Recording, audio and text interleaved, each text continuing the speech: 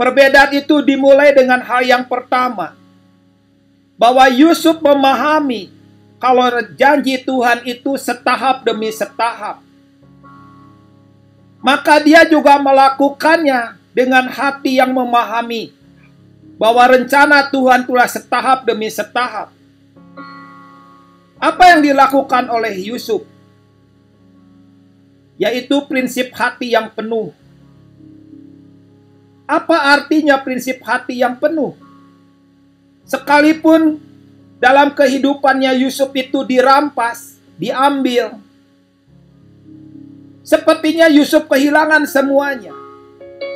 Sepertinya Yusuf tidak mempunyai apa-apa lagi. Dia kehilangan apa saja yang ada padanya. Dan dia terdampar di Mesir. Tetapi hal yang tidak pernah banyak orang tahu, dia ada di dalam hatinya punya janji Tuhan. Dia tahu bahwa janji Tuhan tidak bisa diambil oleh siapapun. Dia tahu bahwa kekuatan seseorang itu bukan apa yang ada di luar. Kekuatan yang utama dalam hidup seseorang adalah apa yang di dalam hatinya. Karena itu dia tidak mau benci, dia tidak mau iri, dia tidak mau balas dendam, dia juga tidak mau sakit hati. Kenapa? Karena di dalam hatinya ada janji Tuhan. Dia nggak biarkan luka hatinya merusak janji Tuhan. Dia tidak biarkan kebencian mencemarkan janji Tuhan dalam hatinya. Dia biarkan hati Tuhan itu terus bertumbuh, bertambah-tambah.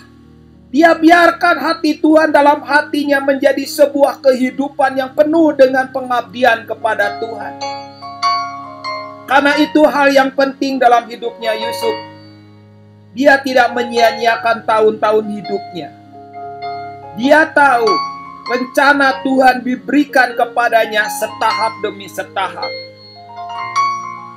Hal yang kedua yang dipahami oleh Yusuf, dia memahami bahwa peristiwa yang dialaminya adalah peristiwa merupakan bagian-bagian yang dia harus memungut perkataan Tuhan, memungut janji Tuhan, memungut suaranya.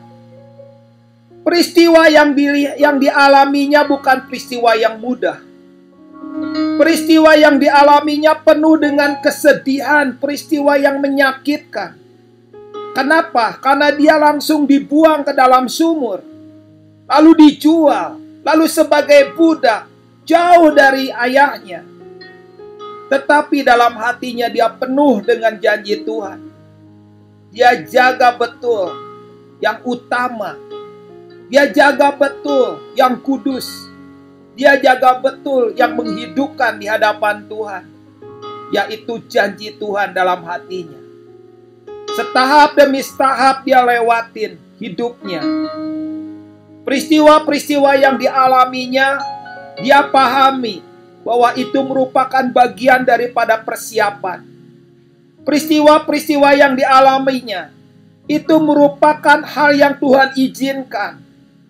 Sekalipun dia tidak memahami, tetapi dia percaya kepada Tuhan bahwa peristiwa itu bukan peristiwa yang kosong, bukan peristiwa yang sia-sia, bukan peristiwa yang terjadi dengan begitu hal yang membuat dia sepertinya terpuruk dan tercapik-capik.